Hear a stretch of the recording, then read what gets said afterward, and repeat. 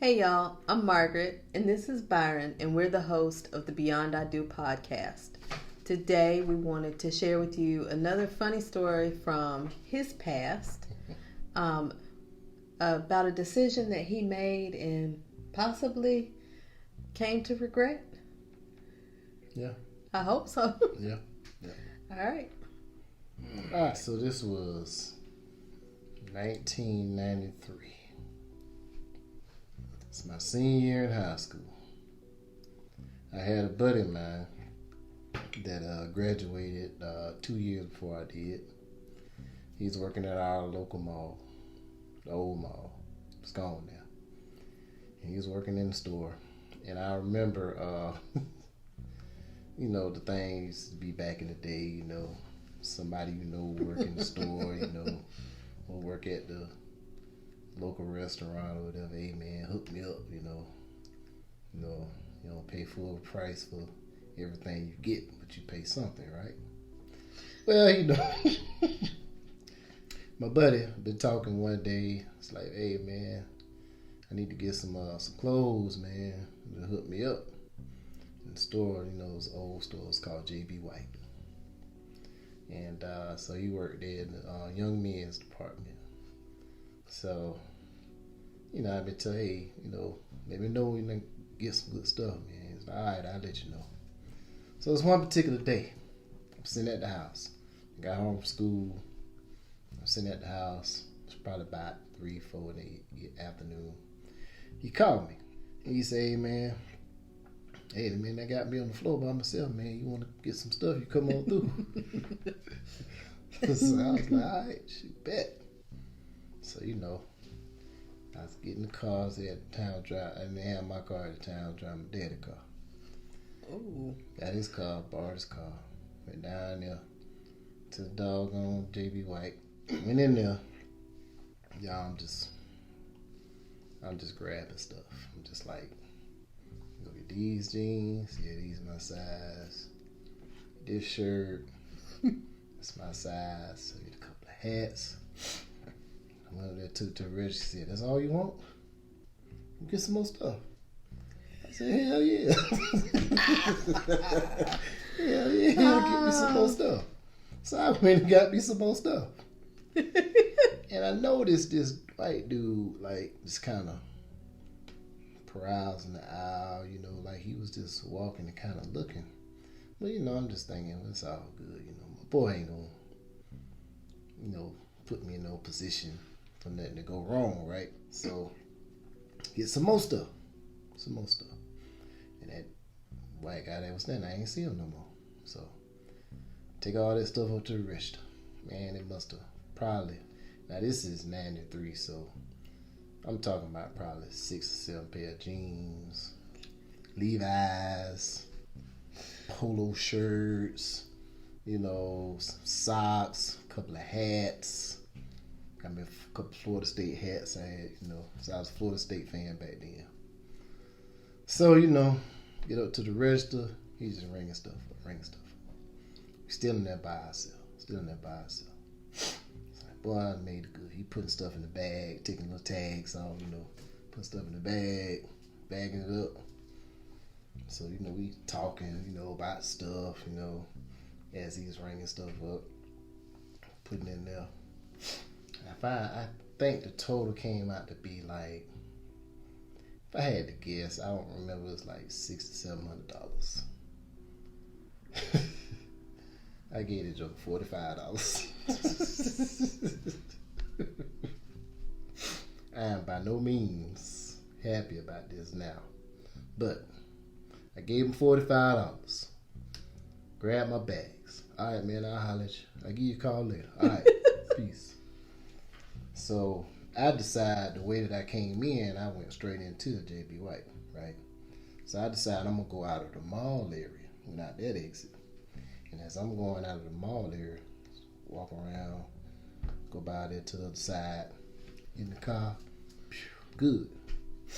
Man, I see this white guy and this white lady with some radios. Excuse me, sir. Oh, hell. And, you know, I had the instinct to just run. But the fact that I was inside the mall part, now if I was at the outside part like I went into, I probably would have.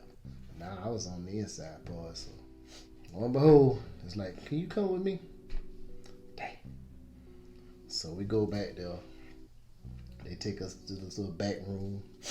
By the time I get back there, my boy D is there. So, God, dog it. Dang, boy, we done been had. I was about 17 at this time. I was about 17 when this happened. So we get back there, and the lady's talking to me, the guy's talking to me, and the guy says, we've been, he said that, well, your buddy had got written up the day before because he had friends hanging around in the store. And so you made our lucky day by coming in. I'm sitting up there looking at this joker like, if you got rolled up the day before, why would you call me? So anyway, I'm just like, God, dog. Thinking about what my daddy gonna say, cause like, boy, what is wrong with you? So they put us down in the police car, take us down to 401. I'm like, God, dog. That's the old jail. They tore it down now, but it's the old jail. Took us down there. I'm sitting up there like, man. So they got us in Wait. And you had driven your dad's car? Yeah, I had driven my dad's car. Which was back at the mall? Yep, back at the mall. Yep. So it's like, need to make a phone call. Yeah. I need to make that phone call. Married to a criminal. I need to make that phone call. So call my daddy. God dog it. They said, you did what? So Dad, come down here. Boy, gave me the hookup on clothes. We just got caught. You the hookup. I said, God damn it. All right. Where my car at? Car at the mall, Daddy. You got the key? I said, yeah, I got the key. I said, all right. Shit. I'll be down there. So I'm just sitting up there like, God, I'm dreading this interaction because I don't know how he gonna act. So we in the holding cell, me and my buddy, and it's probably about 20 people in there. In the holding cell, had like one long bench going, like cement bench now. It was cement bench going down one side and the other one going to. Jokers was laid out on that damn bench. You wasn't gonna say nothing either. I wasn't, it was just like walking in, where you gonna sit at? And that joint had a sink and a toilet at the end. So if you had to go, you had to go in front of everybody. I ain't had to go. But I sat there, man. I found me a little corner to sit there. That's my boy D. I said, D, man, why you ain't tell me you got rolled up the day before? Man, I ain't know they was gonna watch me though.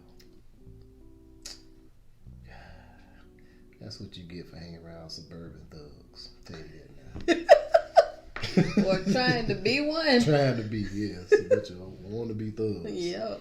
So anyway, all that going on. Somebody else, they open the door, somebody else come in there. This joker trying to fight to get out the damn cell, and they put him in there. He ended up getting his fingers caught in something part of the door. He bleeding. This joker started throwing blood at everybody. Oh my! He was throwing blood at them people, so I was scooched up in the corner by the door this time. So he opened the door. Bailiff opened the door. He was like, "Hold on. All right, you," pointed at me, D, and a couple other people. Y'all come over here. So we went to the other holding cell. Now why that other holding cell ain't had nobody in there? Why? They had them bunched up in there.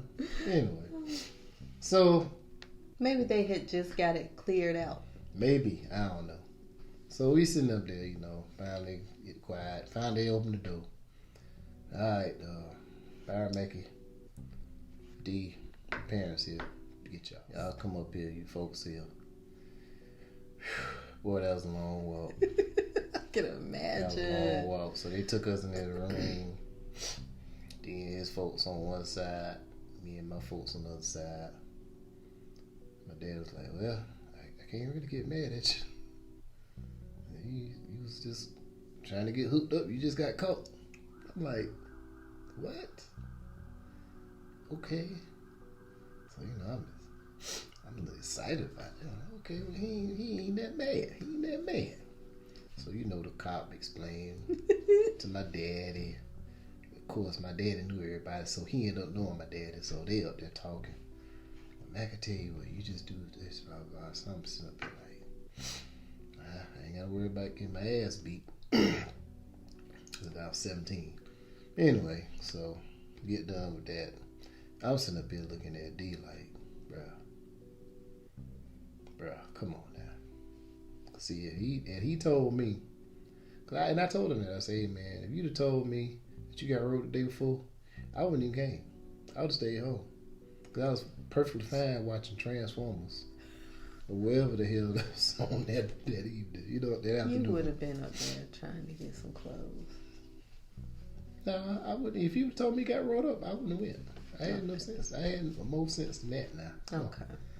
So anyway, it ended up working. I'm blessed to have a father that I had. He ended up getting us an attorney, and we went to go see him. He got it reduced to a misdemeanor since it was over $500. They considered it a felony. Goodness. Considered it a felony. So he got it reduced to a misdemeanor. And he was like, misdemeanor, and we can get this possibly expunged off your record. So, in a year's time, you don't do anything wrong. We get taken off your record, you're good. So I'm like, okay, bet.